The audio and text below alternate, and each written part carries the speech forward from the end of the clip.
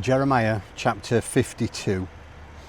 Zedekiah was 21 years old when he started out as king. He was king in Jerusalem for 11 years. His mother's name was Hamutal, the daughter of Jeremiah. Her hometown was Libnah.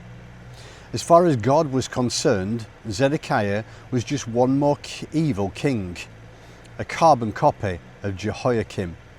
The source of all this doom to Jerusalem and Judah was God's anger.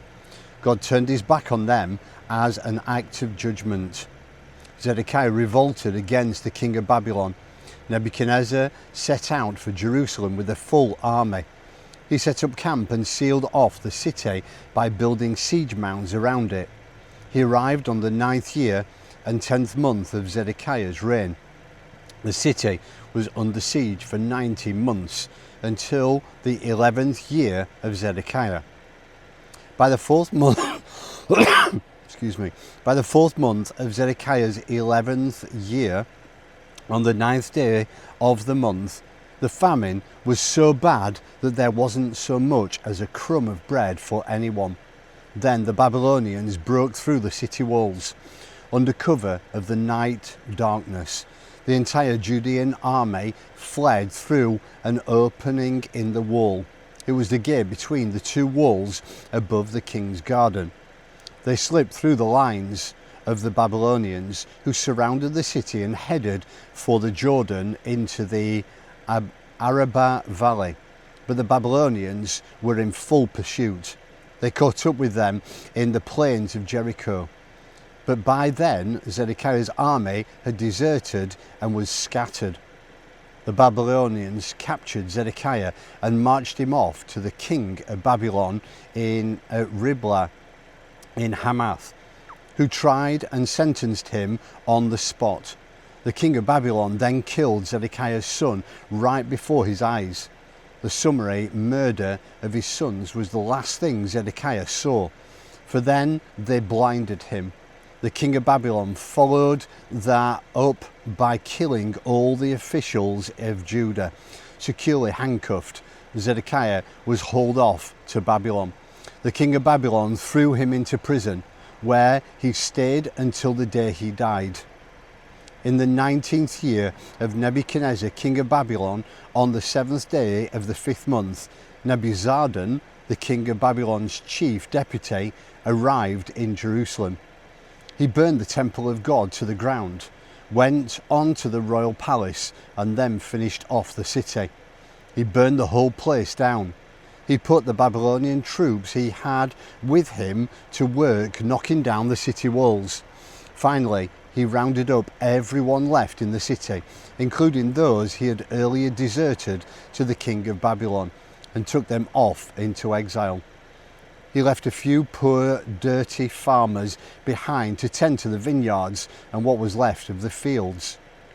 The Babylonians broke up the bronze pillars, the bronze wash basins, and the huge bronze basins and washstands, the sea, that were in the temple of God, and hauled the bronze off to Babylon. They also took the various bronze crafted liturgical accessories, as well as the gold and silver censers and sprinkling bowls used in the services in temple worship. The king's deputy didn't miss a thing. He took every scrap of precious metal he could find.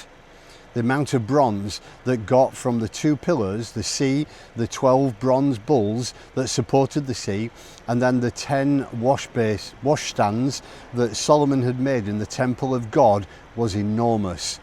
They couldn't weigh it all. Each pillar stood 27 feet high with a circumference of 18 feet. The pillars were hollow, the bronze a little less than an inch thick. Each pillar was topped with an ornate capital of bronze pomegranates and filigree, which added another 7.5 feet to its height. There were 96 pomegranates evenly spaced in all, 100 pomegranates worked into the filigree. The king's deputy took a number of special prisoners. Seraiah, the chief priest, Zephaniah, the associate priest, 3 wardens, the chief remaining army officer, 7 of the king's councillors who had to be in the city, the chief recruiting officer for the army, the 60 men of standing from among the people who were still there. Nebuzaradan, the king's deputy, marched them all off to the king of Babylon at Riblah. And there at Riblah, in the land of Hamath, the king of Babylon killed the lot of them in cold blood. Judah went into exile, orphaned from her land. 3,023 men of Judah were taken into exile by Nebuchadnezzar in the 17th year of his reign. 832 from Jerusalem were taken in the 18th year of his reign. 745 men from Judah were taken off by Nebuzaradan, the king's chief deputy, in Nebuchadnezzar's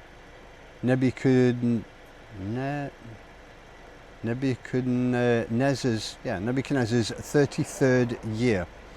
The total number of exiles was 4,600.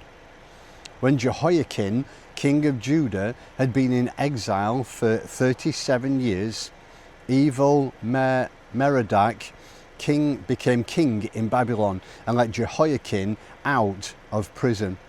This release took place on the 25th day of the 12th month.